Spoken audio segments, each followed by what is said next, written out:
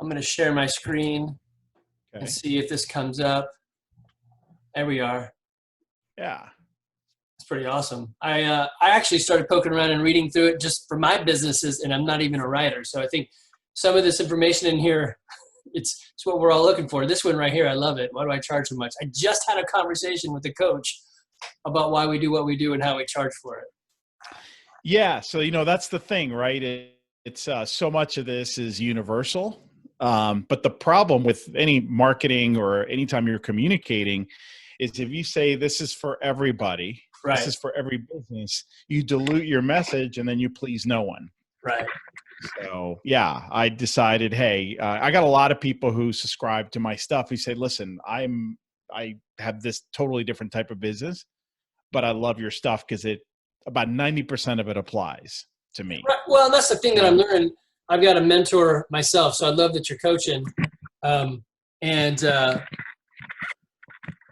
While it is the mentoring specifically is for a gym, CrossFit gym, the message goes. I mean, it's just like anything else. The above level processes and systems and stuff are the same no matter what business. For the most part, you can kind of take it anywhere. But yeah, I listen to a lot of content.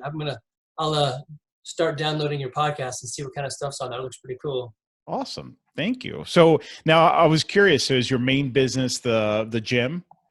So I've got a couple, but the one that I'm focusing on right now is CrossFit Garage. So let's see if I can pull up.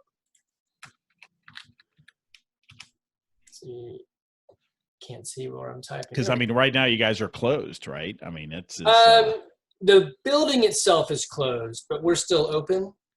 So we moved everybody to remote coaching. So we're doing one-on-one remote coaching with everyone. I love it. We gave them all the gear in the gym. We've got some gear left, but so now, so it's kind of weird. Back in December, we started this remote coaching idea. And so we started building it up and it's getting better. And then all of a sudden this happened. So we were kind of already ready to change if we needed to. Admittedly, we weren't ready for such a big change. I mean, we had to scramble to get all that ready. But I don't know. So the gym is actually kind of what led me to this idea of let me pop over to Profit First here. So there's in this virus world, right? We've got people who are nervous about their health and people who are nervous about their finances. Mm-hmm. And so anybody that catches this or gets sick and they're doing health and fitness, sweaty stuff, CrossFit, eating correctly and all that, your fitness is a hedge against sickness. So all your biomarkers are really good and you've got to move through the biomarkers of wellness to then become sick. So it's a good hedge to have that. But what we've never really talked about is hedging your finances against the other side of it, which is recession or whatever we're in. Yeah. So I found myself back in September doing Profit First. And I listened to the book like I told you, so I didn't do it great.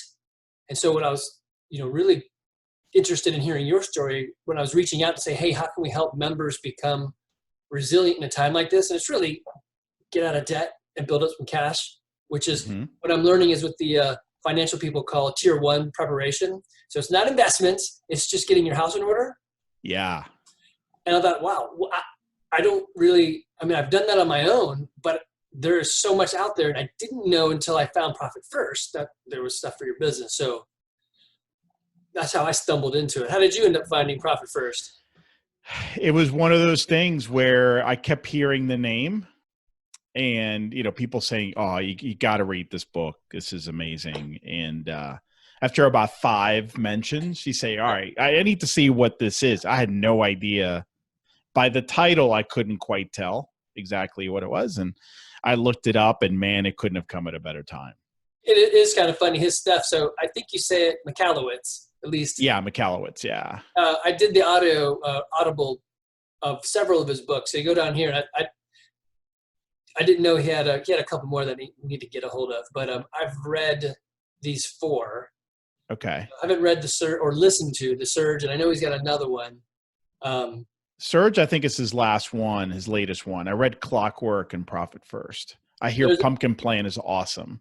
Yeah, it's pretty good. So the mentoring group I'm with calls it affinity marketing, but it's basically, find your ideal, best, enjoyable clients and talk to them and grow from there. There's more to it. Yeah. But that's the idea is, just like you said, don't be something to everyone. Be something particular to those that you work well with. Exactly. So, hey, so real quick before we start, I do have a hard stop at 3. Yeah. So we'll be quick here. Yeah, I mean, I got till 3, and then I got to run. I got another call. Perfect. So I've used this, and I did it very haphazardly. Like I said, I was driving and listening to it, and I've set up some accounts and I moved some money into it. So I'm kind of doing the basics of it, but I haven't done caps and taps and all the other stuff. So I guess from hearing your story, I just want to kind of build this story I can push out to particularly our members of the gym, saying, if you own a business, which there's a lot of business owners at our gym, this will work for you no matter what business you're in. And this is how it worked for someone I know, right? So I guess from that, just go into your story and tell us what happened and how to go.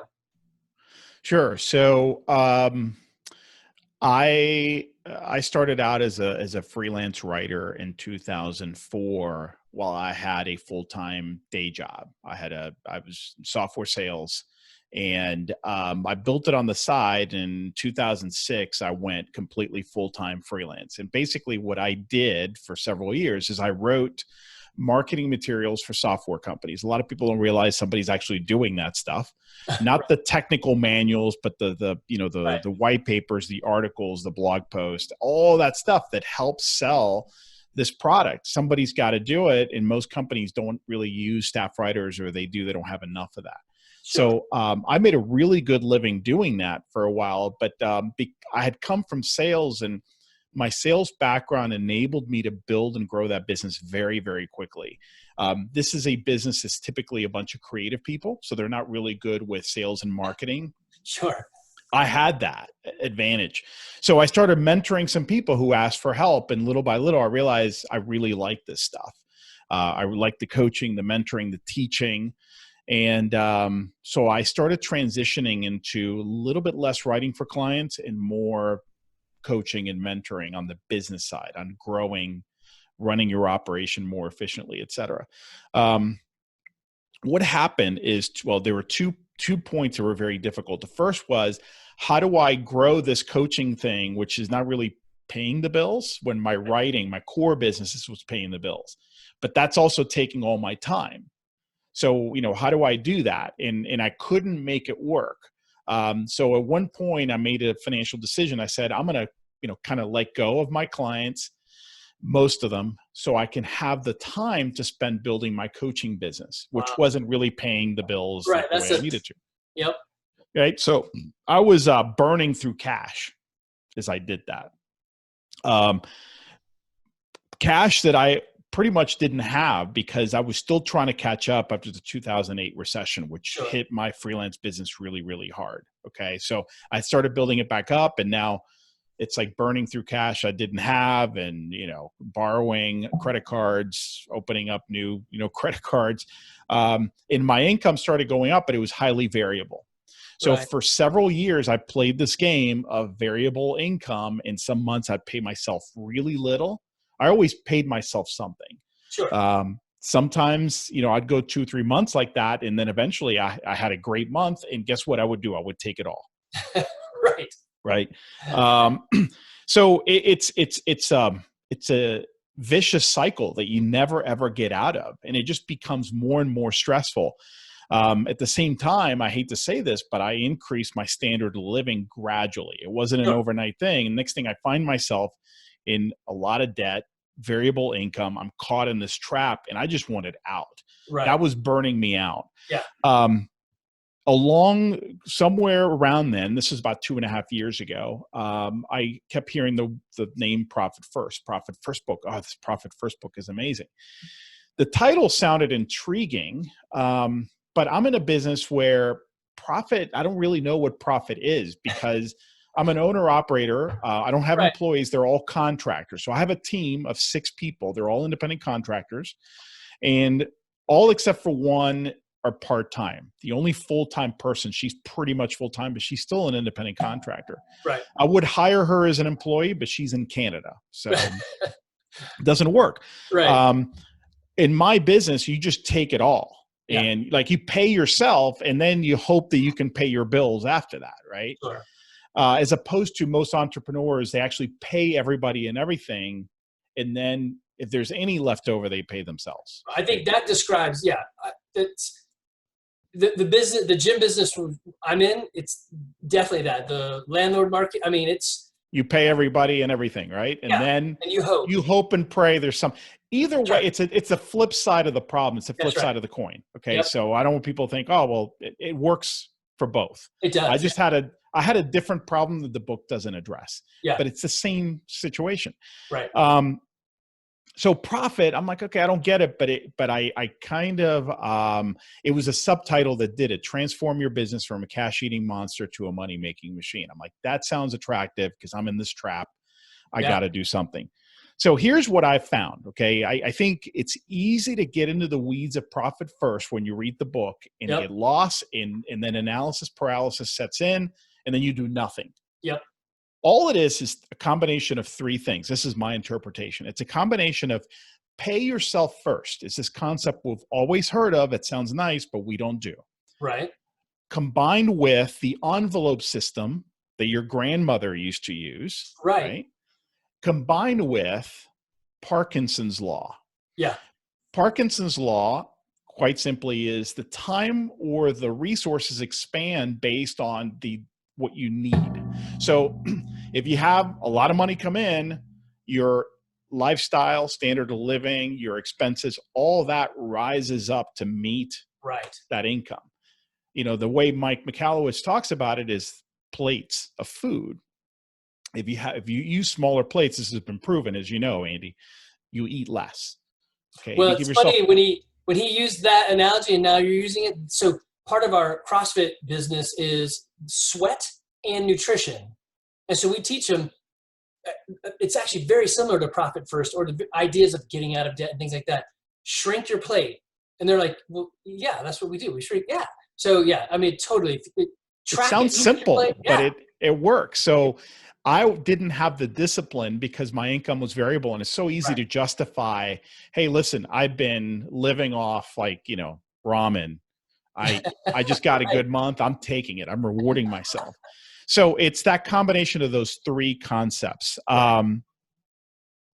What it did for me, I just can't emphasize this enough. It first gave me a system to follow. Most of us are making this stuff up because we don't have a system.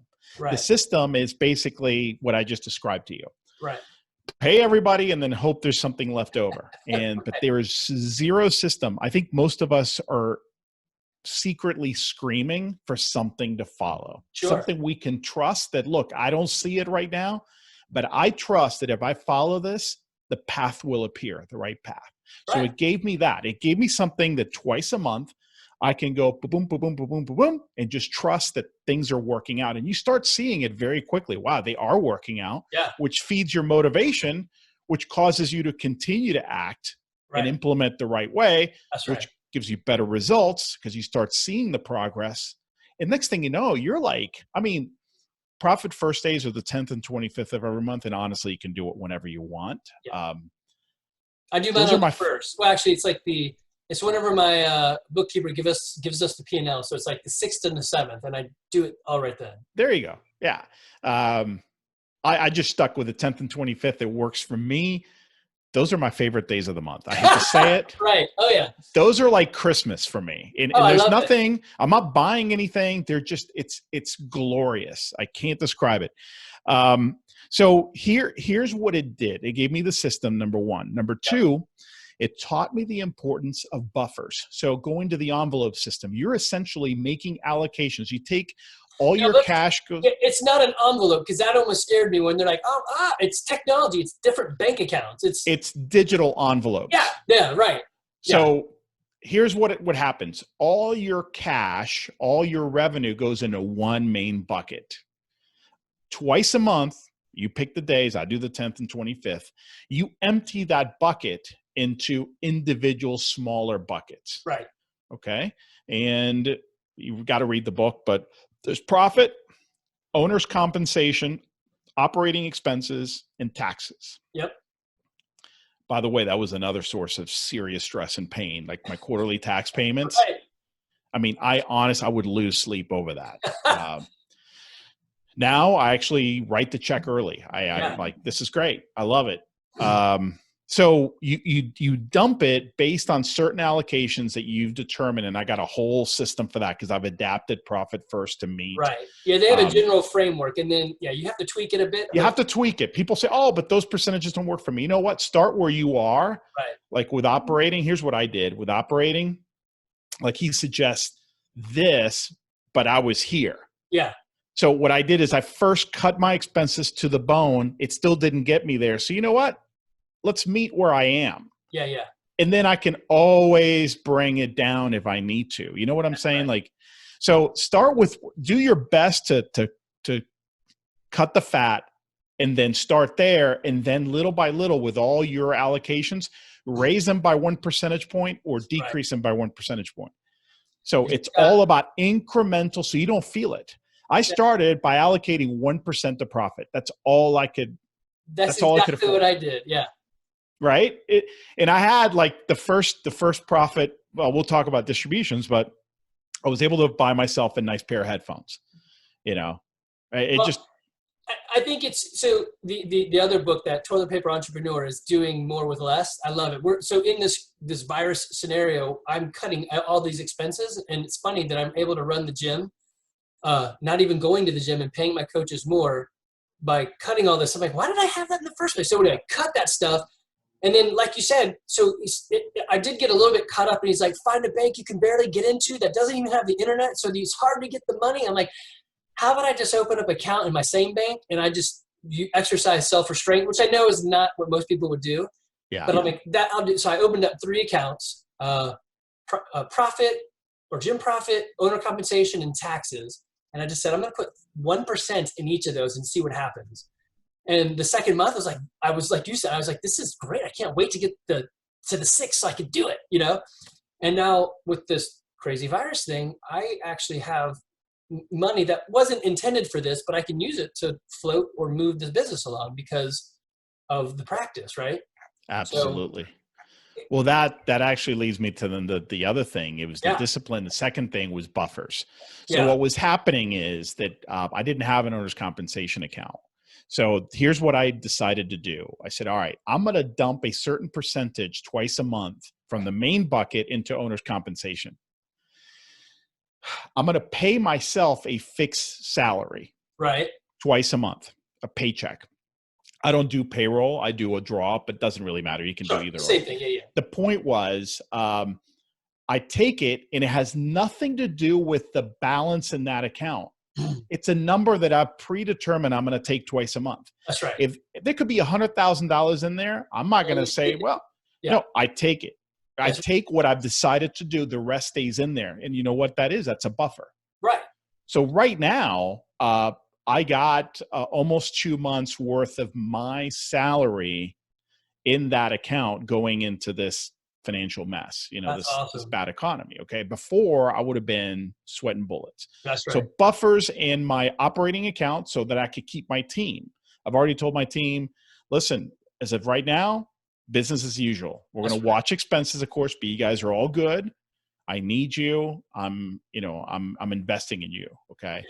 I'm able to do that because my operating account, I got like 3 or 4 months worth of expenses as a buffer. Now he doesn't suggest that, but I decided because of what I've gone through, that was important to me. Okay. Well, and that's like the tier 1 phase of financial independence is get out of debt, build a buffer. So why wouldn't you? But I have a buffer in each. Yeah. That's awesome. An owner's comp and an operating expenses. Okay. Yeah. So that was, the buffers was huge. And now even more. The next thing it did, the third thing, is introduce this idea of a profit account. So the profit account is money you don't touch. However, once a quarter, you take a profit distribution. Mm-hmm. He suggests you take 50% out and treat yourself. Right. Okay. The other 50% stays there. So when you think about it, if you're only taking 50% every time, it still builds. That's right. I've decided as that balance grew, I decided to take a smaller and smaller percentage every time. Why? Because I just did 25% here on April 1st. The amount was enough in there that just taking 25%, you know what? That's good enough, man.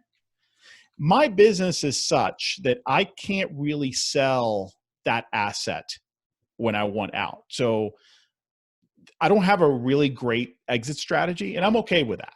Okay. I'm starting other things right now, and I'm going to be starting some businesses that will allow me to do that. But if you have a business where you're selling your intellectual property or your time when you get to retirement age, you have nothing you can sell. Right. My philosophy on the profit account, number one, is that you're building wealth. That's right. And you could end up with, $300,000, $400,000, $500,000 there in a few years. That, you know what? That is the equivalent of being able to sell my company, which I can't do. Right. Number two, with profit, it's been huge, is I made a decision early on, right from the get-go. When I take that distribution, I'm going to take 50% for me, and the other 50% goes to my team. Nice. I can't tell you what a difference this has made, and just their excitement to work with me. Oh yeah. I mean, owners don't normally do that. They don't do that, right? And I was paying a Christmas bonus before, but honestly, I was so financially stretched. You can imagine how stressful that was, right? Now I don't pay it. I just pay it 4 times a year on profit distribution days, and they get a cut. Now, of course, they don't get it. It's not an even distribution. Depends on how committed they are to the business, what they do, and everything. But it's not a ton of money. It's a few $100 each. Right. But it's unexpected. Yeah. And it's based, and I can tell them it's based on the profitability of the business over the past quarter. Yeah. So the profit sharing bit has been huge for morale and for loyalty. Yep. And for me, honestly, when I take it out, at first I was really excited because I had deprived myself for so long that I would buy what am I going to do with it? Right. Now, you know what? Honestly, I've been using it. I was using it to reduce debt, to save. And then I take about 10 to 20% of the distribution and buy an experience, or buy something meaningful to me. Right. I love it. And it's been awesome. A similar idea, which I love that I hadn't thought about using that distribution, but because my guys are 1099, April 15th is always messy because they're like, oh, I should have saved, right? So you give them a quarterly bonus at April 1st. Hey, right? Yes. Use it for this. Yeah. So mine wasn't so much, they're all 1099 too. It wasn't so much, taxes. I was thinking, hey, now, you probably got to buy some stuff, buy some food. Right. That conversation always comes up, and it's April 16th right now. So I'm sure that conversation is happening, but absolutely. Actually now this year we have until July or something. July. Right? Yeah. July 15th. So you would give it, okay, let's back up here. You and I have nothing involved with Profit First. This is Mike Michalowicz. It's nothing to do with us. We just use it as businesses. And what I'm trying to do is help the members in our gym, or anybody really. But if you're a business owner and you're like, man, I need some structure, as you said, that process, you and I would have both agree that it's a pretty dang good process. It's been a game changer. And the cool thing is it's a slow thing. Mm-hmm. Don't think you have to change everything overnight. Again, start where you are and, 1% here and then move it up. That's all I've done. Open 3 accounts, put 1% in each. And I'm still I haven't gone any further, and it's already, because of this Corona or Corvid or whatever, it's going to move us right through. So absolutely. So it's all about consistency. It's all about the habit, right? Just like with diet and exercise, right? You don't have to kill yourself at the gym. In fact, you don't want to do that first week. But if you do a certain workout 3-4 days a week over the course of a year or two, we're talking massive change. That's right. Well, that's another book I pulled up before when you're talking about it, the compound effect, right? Just put that stuff away. Compound Effect, Atomic Habits, by the way, since you have it up on the screen, I can't recommend that book enough. It's just, I love it. And it's, so this is all, yeah. So I listen, a game changer. Don't let the book overwhelm you. One of the things, and I was buying it for a lot of my coaching clients. Oh yeah. But I found that it was overwhelming. Yeah. It can So be, and especially if you listen to it while you're driving, and he talks like me, super fast, and he's even more energetic. I'm like, whoa, wait, what? And you're trying to explain a spreadsheet over, I should have bought the book. But yeah, it's, you know what? It's, you can't, I don't think it's the kind of book you can listen. You can listen to his story at the beginning. And then after that, to me, you need the printed copy. Yeah. Well, like because I said, what I I did, those three things. yeah, I opened it up. What I did, okay, I'm going to stop reading because now I got to read in front of my computer while I do it. Yeah. and open these accounts and take action. So it's the kind of book that you implement as you go. That's true. I'm like you. I ended up not opening separate bank accounts for my taxes and my profit. He calls it like an archive or a vault. Right. Yeah, that's it. I don't need that. You know what? I was in so much financial pain that I have the discipline. Right. If I'm going to have those accounts, listen, I'm in 100%. Yeah. So I haven't dipped into any of that. That's awesome, man. So I know we're right on that edge of your time, but Ed, man, thanks for reaching out on Facebook after all this time and saying, hey, this helped me. I wasn't even asking about Profit First. I'm like, dude, I love Profit First. So thanks for doing this. I'm hoping that, I guess my guys are always seeing my face and they're like, I don't know, maybe Andy's just saying it, but hearing it from someone that they probably don't know, why does he care? We get nothing from this. We just found it super useful, and we hope people would use it. So if you need coaching I'm going to plug you. I'm going to make a little video out of this. I'll plug you here. If you need coaching with freelance writing, right there, Profit First, right here. Just go buy it on yourself and do it. Or I hope to have quarterly classes. Man, implement it. Even if you do, like you said, like what you did, just open some accounts and start allocating some funds twice a month. Start somewhere. And you know what? Now it's not too late. You can say, when things get back, you know what? There's never a better time than today. That's right. Well, that's what's coming up. The biggest pain my people are in is this stuff. So let's do something. All right, buddy. I appreciate it. Thanks so much for reaching out. My pleasure. Have a good one. You too, Andy.